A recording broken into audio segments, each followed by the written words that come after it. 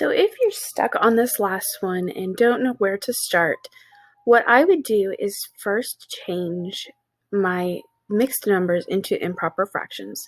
So remember to do that, we take denominator times our whole number, so 4 times 1, plus the numerator, so 4 times 1 is 4, plus 3 is 7.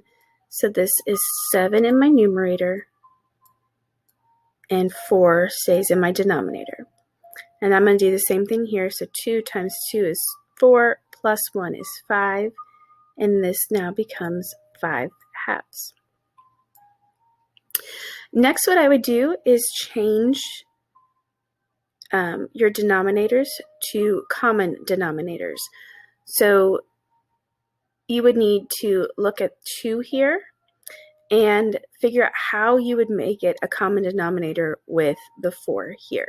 So would we multiply by 2? Would we multiply by another number? How would we do that? And remember that whenever you are changing to a common denominator, whatever you do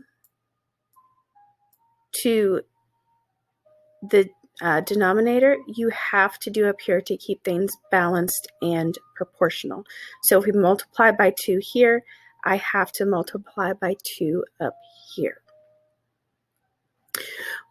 And then I would change these to have common denominators as well. Once you have done that, then it will be easier to figure out the missing pieces of the table. If you have any questions, please let me know.